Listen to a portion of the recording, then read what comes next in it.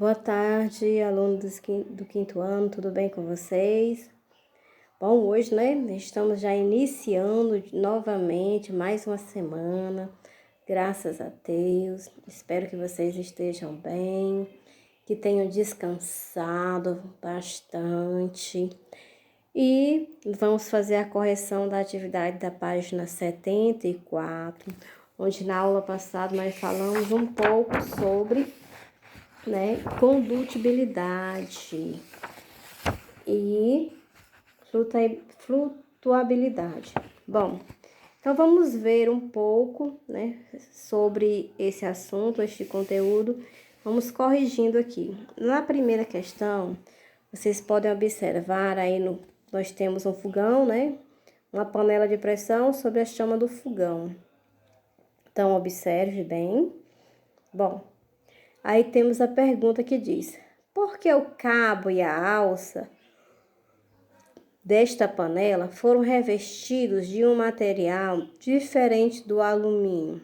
Por que vocês imaginam que foi feito isso? Por que o fabricante fez isso? Bom, tudo sobre aquilo que a gente viu, como vocês fizeram a experiência de pegar a colher de pau e a colher de ferro, botar no sol, esperar 15 minutos, para poder vocês pegarem novamente, perceber qual das duas estava mais quente. E essa percepção, nos leva a pensar e a refletir um pouco sobre os cuidados que nós devemos ter, não é? Para que a gente não se queime, não cause nenhum tipo de acidente, nenhum tipo de queimadura acidentalmente. Bom, então essa é a função, da panela de pressão, os cabos e as alças serem revestidos com outro material. E no caso, deve ser um material que seja um mau condutor térmico, ou seja, que não esquente, porque o alumínio, ele esquenta bastante. Então, aqui na atividade, ela nos propõe uma resposta, certo? Então, vocês coloquem aí. Os alunos que colocaram para não causar queimaduras, está correto. Para não queimar as mãos, está correto, certo? E também vocês, quem não conseguiu, aqui a gente trouxe uma resposta, e diz assim, que o material de que são feitos o cabo e a alça da panela é um mau condutor de calor. Bom, que é o alumínio que transmite calor, que é uma propriedade importante para a função da panela, que é cozer os alimentos. Então, no caso, esse é a causa, o porquê. Porque deve ser um material que seja um mau condutor de calor, ou seja, que não esquente tanto quanto o alumínio, porque como ele diz aqui, o alumínio, ele transmite calor. Então, as panelas, a função delas é cozer o alimento, nesse caso, precisa ter um material, ser feito de um material que esquente mais rapidamente.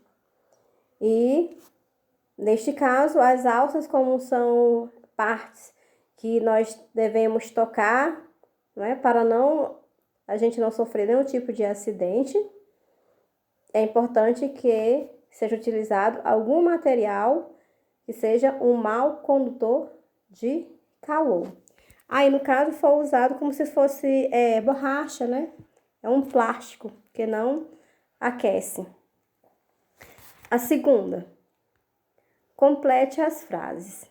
Bom, então, de acordo com os textos que a gente leu anteriormente, nós vamos completar essas frases. Letra A, o quê? O material. De que é feito um objeto deve ser adequado às funções dele. Isso é uma verdade. Por exemplo, a panela é feita de alumínio porque a função dela é o quê? Cozer. Então, cada objeto, ele deve ser utilizado, o material, de acordo com sua funcionalidade. Ninguém vai fazer uma cadeira Sendo que uma cadeira fraquinha, levinha, que não sustente uma pessoa de 10 quilos, pelo menos, senão tem que utilizar um material que realmente suporte a quantidade de peso que vai ser utilizado ali. Bem, muita gente gosta de fazer piquenique em parques, né? Então, para manter os sucos gelados, é costume colocá-los em caixa de isopor, né? Então, o isopor, ele é o quê? Ele é um isolante térmico, ele faz com que a função dele é deixar com que as coisas, o que foi colocado dentro dele, ou permaneça frio por muito tempo, ou permaneça quente por mais tempo. Terceiro, temos aí uma história. Lucas e Rebeca estavam conversando sobre flutuação dos objetos. Lucas disse que a massa de modelar sempre afunda na água, porque é pesada. Rebeca discorda do colega. Se você estivesse na conversa, daria razão a quem? Explique sua resposta. Bom, então, no caso, é a Rebeca, né? Rebeca tem razão. A massa de modelar pode afundar ou não na água. Isso depende da forma dada a ela, certo? Então, isso acontece com bastante frequência. Alguns objetos, às vezes, têm o mesmo peso, mas quando eles são colocados em formatos diferentes, muitos deles não afundam ou levam um tempo diferente para afundarem, certo? Então, agora vamos lá para a página 75, onde nós vamos falar um pouco sobre dureza. Bom, aí vocês podem já observar de cara, né, um granito.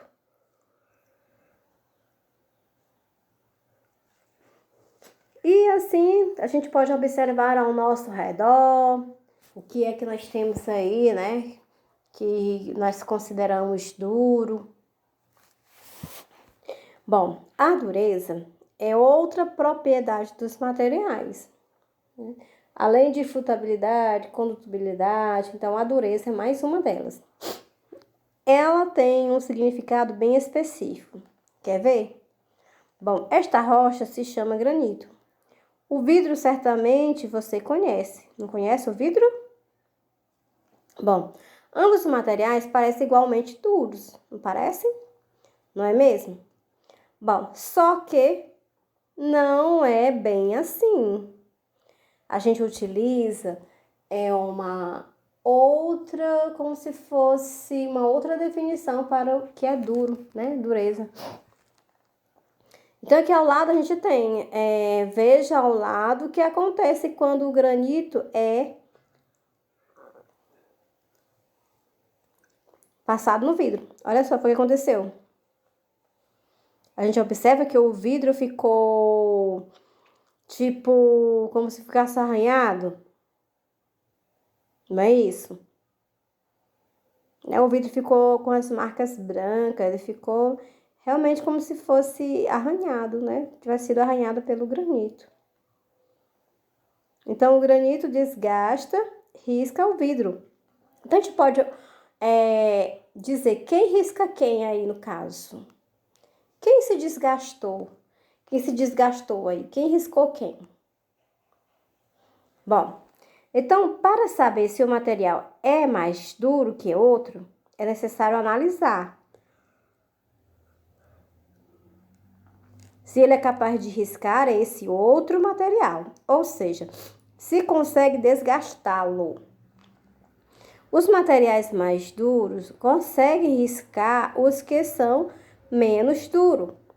Assim como o granito consegue riscar o vidro, desgastando, ele é mais duro do que o vidro. Não foi isso que aconteceu? Ele conseguiu tirar pequenas lasquinhas do vidro.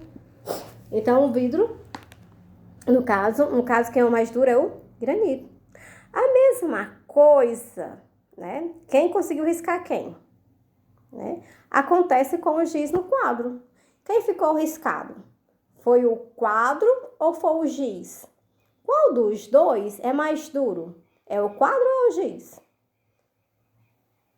Bom, eu sei que muitos de vocês já tá com algum tempo que não viu o giz, né?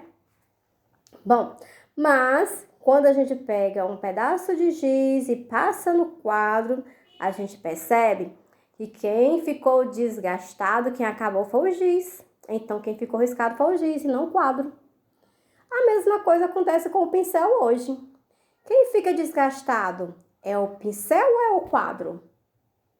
Bom, é o pincel. O pincel acaba, então quem se desgastou, quem ficou riscado foi o pincel. Bom, eu sei que a gente fala ao contrário, mas essa é a teoria, tá?